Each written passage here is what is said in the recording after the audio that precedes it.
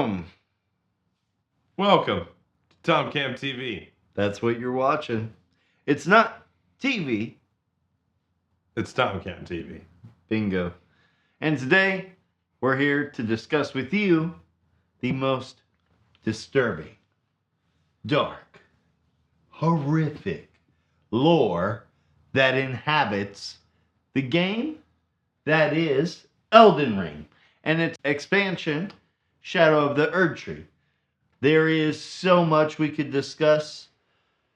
It's expansive. The dark, more very disturbing. There's not a whole lot of words for it. Yeah. When it comes to how deep it goes.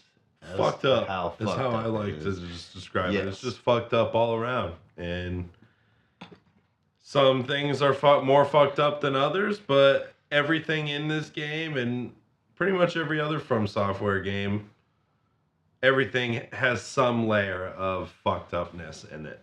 I will say the depths of darkness that the minds at FromSoft penetrated rivaled Vanta Black. If you know what I'm talking about, it's the darkest paint color known. You look at it and it looks like a void. Yeah. I love this aspect of Elden Ring. It's one of the reasons I'm really drawn to it. I think it's why Mohg ended up being one of my favorite bosses. There's some dark lore I'll get to about him. But for starters, right off the bat, I want to get to the one everybody knows is the darkest, most defiling story that you can play through an Elden Ring, and that's the Dung Eater's quest. Oh, yeah. Did you play the Dung Eater's quest? Did you go through that? I believe so. Yeah, you had to go through... What did you have to go through? You freed him from his prison in the sewers, and he ends up at the Round Table Hold. He's not a great individual, so to speak. Yeah. The Dung Eater is connected to the gentleman in Lionia of the Lakes that sells boiled prawn. Do you remember him? Yeah. In the lakes when you come across him when you're exploring for the first time? Yep. If you release the Dung Eater, he'll fucking kill that guy. No, I'm sorry. That's wrong. He doesn't just kill the fucking guy, okay? Do you remember this? Vaguely. Please, fill me in. No, it's fucked up. There's a reason this is number one on most lists. Okay. The Dung Eater essentially defiles you by stealing your soul through your anus. You will go and find the boiled prawn man tied to a chair begging to die because there's blood pooled around the base of his chair. There's a bloody rag at his groin. It's dark. He literally sucks the soul out of the asshole.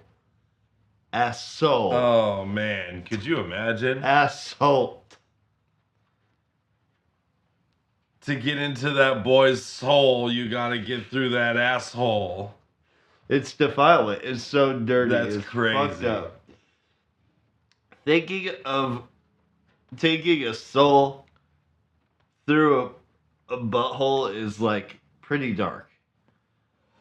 Taking somebody's soul in general is pretty dark, but then taking it through their asshole. I've seen some people say that the translations of this game aren't always great. So maybe it's an incorrect translation. But it's called the Dung Eater. Check us, guys. Is it that true? That's what I've seen. That's what I've heard from other YouTubers. That's what I've read. It's so fucked. Oh, God. Well. And playing through it, I was just cringing. I couldn't do the ending. I never did the ending of that. I don't know how somebody could do that. I don't know how they could go through with it. It's beyond me. why you would want to give everybody a curse of defilement all across the land. Doesn't make sense to me.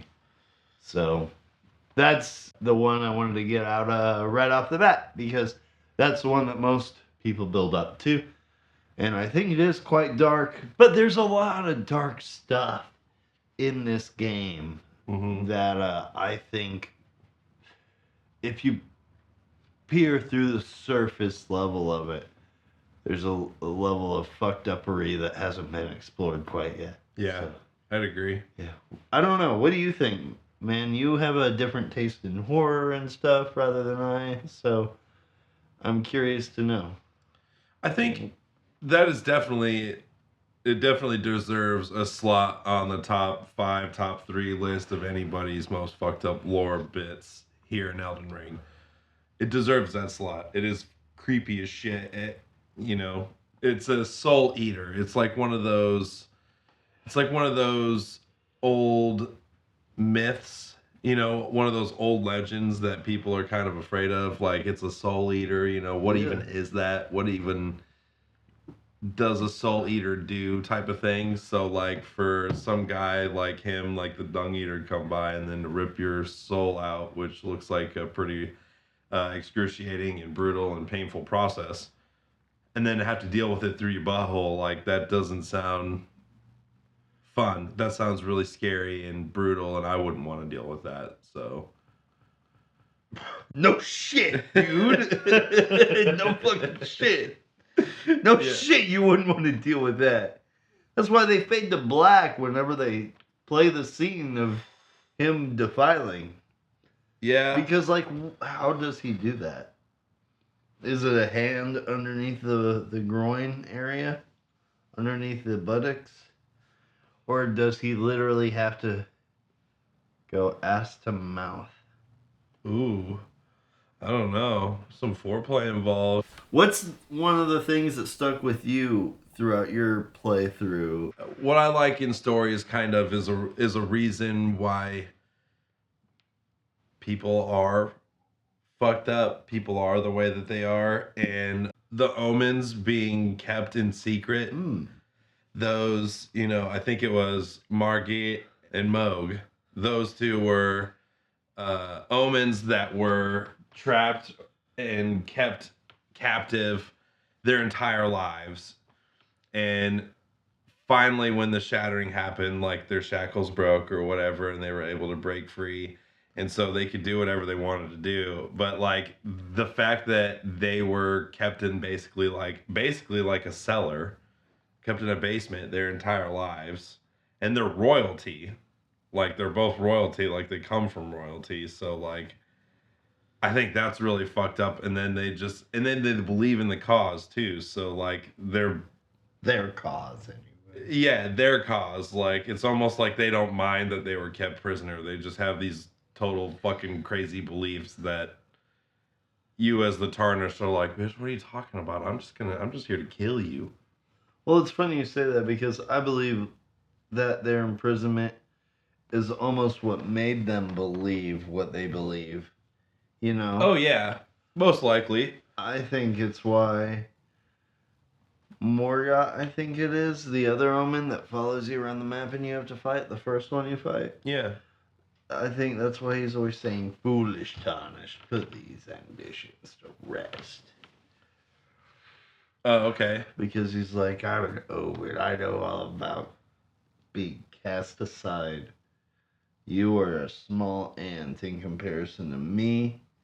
And if you really try to go upon this path and this road, you will be crushed. Put these foolish ambitions to rest, ye Tarnished. I have tried to go upon the path, same as you, and if I failed, how could you ever possibly think that you could make it? And then we fucking crush him, because we're the fucking Tarnished and we rock. Who does he fucking think he is? Yeah, who the fuck does he think he is? It's cool that you are interested in the Obids, because that, like, segues nicely into my second one. about Mohg in particular. Okay. A bit different than his twin brother. Mohg's kidnapping of Miquella. It's been a heavily debated topic amongst the people who play this game and who delve into the lore. People think that there have been accusations of him kidnapping Miquella, and that it's fucked up because Miquella is Mohg's half-brother. Miquella is destined to be a child forever. And Mohg is quite clearly trying to secretly get control of Miquella's body to basically control the next god of the new world, right? Okay. What Radahn ends up being. Yeah. Through Miquella's wishes, it seems. Instead of Mohg getting his wishes. I wish Mohg would have gotten his wishes. I think that would have been a very interesting storyline to play out. Yeah. Much more interesting, in my opinion. My oh so humble opinion. Yeah. I like Mohg has this pact with the formless mother.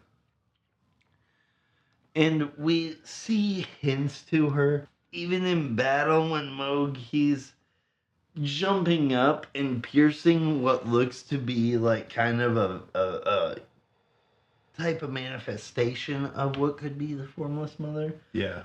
I think that's really interesting. But his kidnapping of Miquella strikes me as quite fucked up and dark because I think it's less of a desire to be with Miquella's body and more of a desire to control a god. If that makes sense. Yeah. Because most people on the internet are like, that's disgusting. And while I agree, it is disgusting. That's why I think it's dark that you would kidnap your own half-brother to gain that power. I think it's about power. More so than any physical want or need. For sure. So I think it's kind of dark when you think about what you're willing to do for power. I think about my own brothers, my own friends. I wouldn't betray them for anything like that. That seems really dark to me and fucked up, and I couldn't imagine being in that position. Well, you also didn't grow up living in a cellar chained to exactly that part, though. That is that part, and it does say it ties in nicely to the tragedy of it all. Yeah. You said in another video that we had that the game was quite Shakespearean. Yeah. And this feels just like this is very Shakespearean. It's very Shakespearean. Just like that. You are jealous of your brother in a sense that they get to do things that you don't. And it's the whole human nature, right? It's that human nature of things. Everybody envies something other people have. You know, it's as simple as people with curly hair envying people with straight hair. Yeah. But straight hair envy people with curly hair. Like, you never really know what life is like on the other side. Mohg is jealous. Mohg is jealous, and who knows how Miquella felt, you know? Do you think Miquella was aware that he was being kidnapped? I don't know. He went to the Shadow Realm. Was the cocoon a portal to the Shadow Realm? I think so. That's what you had to go to get to the Shadow Realm. Is he conscious in the cocoon? He seems conscious in the Shadow Realm because he was stripping his flesh off. Yeah. In the Shadow Realm. All of the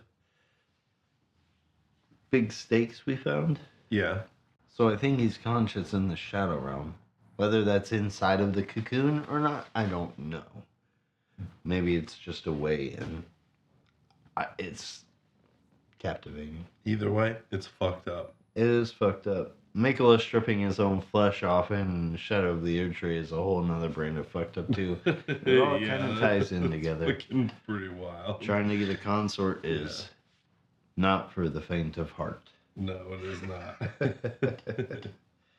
You know what's tragic is having an existence and have no idea like where you came from or anything, like in like the Eldenerics. Oh yeah, those guys, those like frog people dudes with like the tiny legs in Leonie of the Lakes with the big yellow eyes. Yeah, the big beady black eyes. And then there's some other types of Eldenorics, I'm pretty sure. Yeah, there's all like old ones. Yeah, there's a bunch of different kinds, and I guess the legend with them is that the version that we see is the second generation. So the generation before them didn't have any legs. Huh. So they just like crawled around, and then they just evolved to have legs, and they're just like little tiny twig legs that they have. And they're created from like those dewdrops. You know, I think I think are those the ones that you respec with? Yes, yeah, something like that. It's like an embryo or something. Yeah, some sort of thing like that. Like their whole species was created with one of those. Really? And I don't remember that.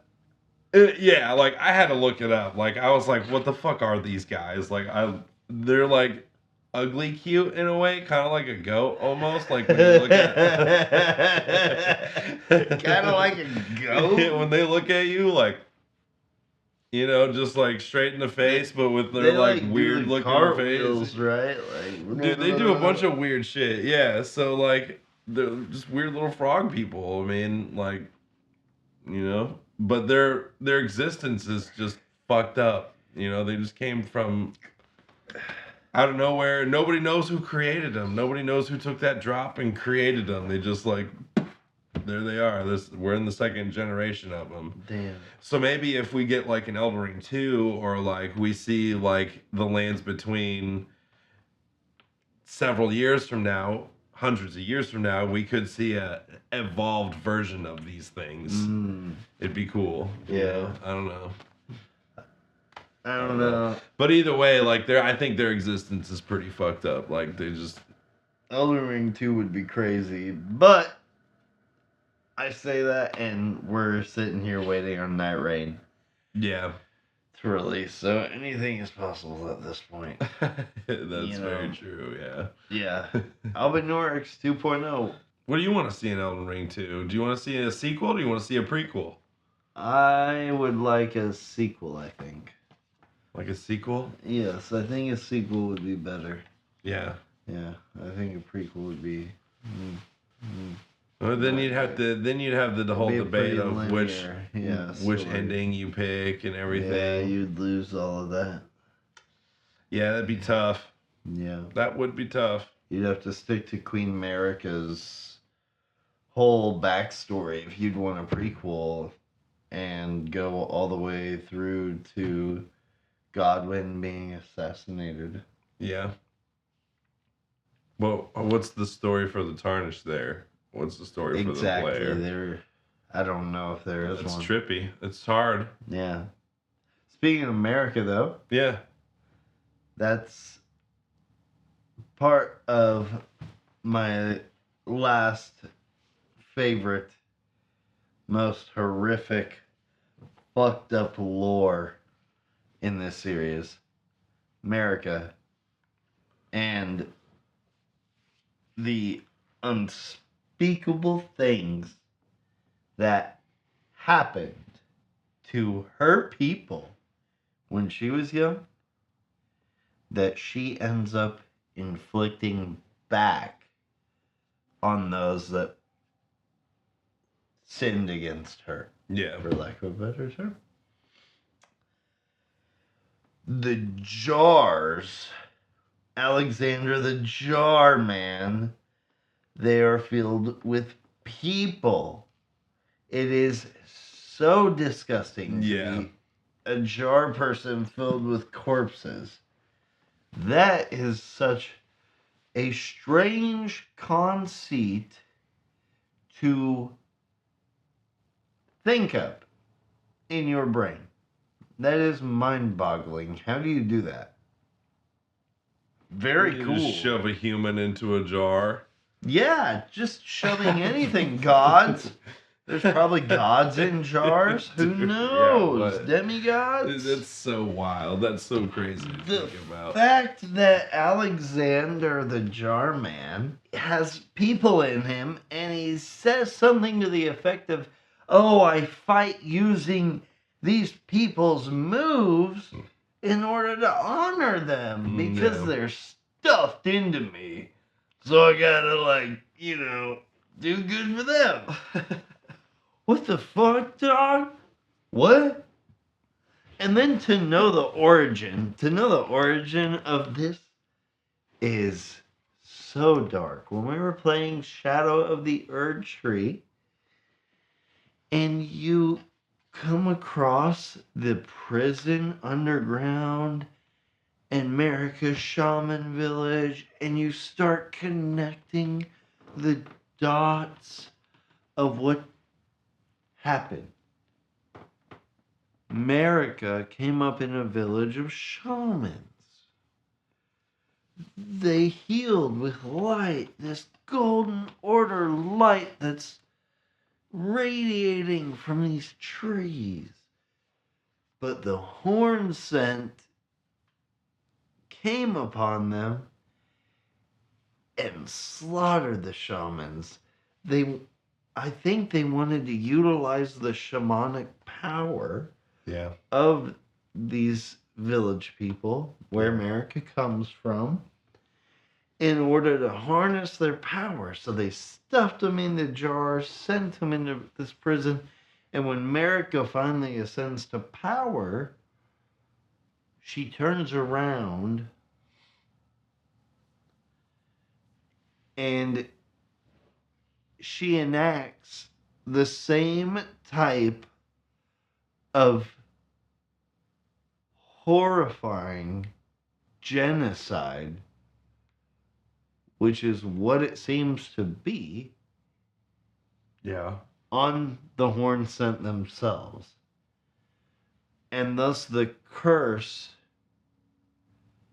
on Marika is put, and she is birthed omens, horns coming out of their face, just like the things she despises the most, but they are her children. That's fucked. Yeah. Right? When you put it like that, that's... I gotta, take a breath. I mean, yeah. That's so sad. If you're a parent, you know what I'm talking about.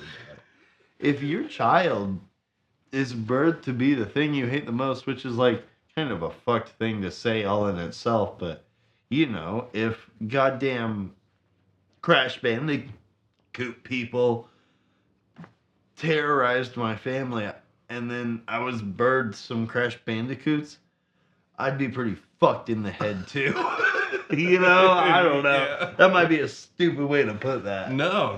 But, that's the universe that it's in. And for that to be the backstory to that is fuck, man.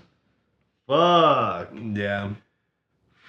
Yeah, that really outdoes my last... my last choice for fucked up lore is not on that level of fucked up. What is it? It's that girl that asks you for shibari berries. Okay. Or shibari grapes. Yeah, okay. Shibari grapes.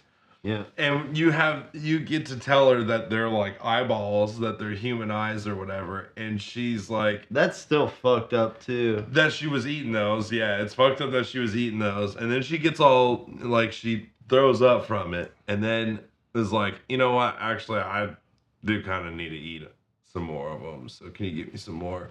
So then she eats some more, and then eventually, her eyes end up melting, and then she just catches on fire. That's her. Yeah. I've been on fire. It does not feel good. Oh, I bet it doesn't. Fire is really hot, and it burns when you get close to it. So if you're on it, I bet that hurts a lot. It hurts a lot. So you probably shouldn't fuck with fire. And this chick just self-continuously combusted, dude. I forgot all about that storyline. Yeah, that chick just erupted into flames. This shit was crazy. Oh my gosh.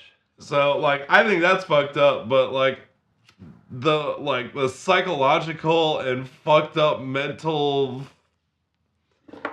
trauma that was fucked up that was your number one doesn't even, like, I mean, mine doesn't even lay a little Well, look, man, I think it's all pretty fucked up. I think the Shibari grapes are fucked up, and I've got so many honorable mentions. The lore of this game runs really deep. I mean, look, I didn't even get to talk about Celavis's potion. Oh. The puppet making slave master-esque potion he has you trick Godfrey the All-Knowing, or Godwin the All-Knowing. I forget his name. The All-Knowing guy, the round table hold. Yeah. Trick his daughter, Nefeli Lu, into taking that potion and making her a puppet. It's so dark. Oh, yeah, and their bodies just... Yeah. Oh, yeah. It's brutal. It's so fucked up. So fucked up. And ultimately, it's, you know, it's you as the player that is doing all this shit, that does a lot of the shit. And so if it weren't for you, then, you know, some of the fucked up shit wouldn't happen, but still a lot of it was going to happen regardless if you came along or not. Yeah, that's true. There's so many honorable mentions, though. The Windmill Village ladies who skin anybody that comes by, and they just dance and dance and dance until somebody comes by, and they attack with their weapons they made of the skinned people's bones. And they dance and they dance and they dance. Very Midsummery vibes. One of my favorite movies of recent years. I loved that film, and I loved that village when I came across it. Absolutely awesome. Really dark stuff. And to me, the craziest thing about all of this is that all of this lore was found through, like, descriptions of stuff and, like, reading through stuff. Like, the cutscenes just kind of, like, have these characters talk to you more so than give you any sort of exposition or history. So you just kind of have to, like, read all that kind of stuff and then piece everything together. It's like just one big giant puzzle that you piece together. So I want to give a shout out to every single person who's, like, put in the time to, like, piece together all those videos on YouTube and, like, make all the story things congruent and stuff. Because I don't think any of us would be here without them. It's put together to be like an unknowable thing, right? We didn't even get to talk about the Outer Gods' influence on the game, the cosmic horror that is present, very present in the game. Yeah. Estelle, Natural Born of the Void, one of my favorite bosses. Absolutely awesome. We didn't even get to talk about Radon having to hold back the stars and what all of that means whenever it does create the crater. There's just such an amazing depth and density to all of this lore. And when you kind of start flipping every piece of it upside down like a rock and really seeing what beneath the surface level it actually means, the actions of one character to another, what it actually means they're doing to one another, it's really dark and fucked up and sad and tragic. And you put it best that one time Shakespearean was really nice. It's tragedy. Yep. I mean, I think it's got to be a huge influence into their writing and everything. Yeah. Obviously, Shakespearean's a huge influence with a lot of people who write stuff. Yeah. But at the end, you know, with this, they do it in such a unique way that if they're adapting a specific Shakespeare story, I would have no idea which one it is. You know, there could be some guesses for sure, but you know, I think they just take certain elements out of it and, you know, combine it with some of their other favorite cultural elements. The shit just gets crazy and fucked up, and I just, you know, I'm here for the ride. I'm here for every single fucked up little bit they got for us. Yeah, there's a lot of fucked up stuff. I didn't even get to mention the pit full of the instrumentalists and marchers and wagons that lead down to the other fingers. I think it was like the 3 fingers or 4. It was different than the 2 fingers. Or maybe I can't remember. But it's like the fucked up frenzied flame ending. It's really dark. Yeah. That's some really dark stuff to just have a whole group of people march down there. So many honorable mentions for most horrific lore. Yeah. Guys, if you love horrific lore, go check some more videos out on YouTube. Go play the game. Yeah. Go play the game. Discover it for yourself. Yeah. We didn't even really talk Shadow of the Earth Tree and the dark forests that are in there. Yeah. Multiple, basically winter lanterns from Bloodborne. Yeah. And then Midra. Yeah. Yeah. What's your favorite fucked up part of Elden Ring? What are you most excited to see? What fucked up thing do you hope is in Night Rain? What did we miss? Tell us why we're dumbasses and what we missed and why the hell did we include this or that. We want to know what you guys think. Yeah. Let us know in the comments what you think. And as always, thanks for watching TomCam TV. Don't forget to like and subscribe. Check us out on Instagram, YouTube, TikTok, and Facebook.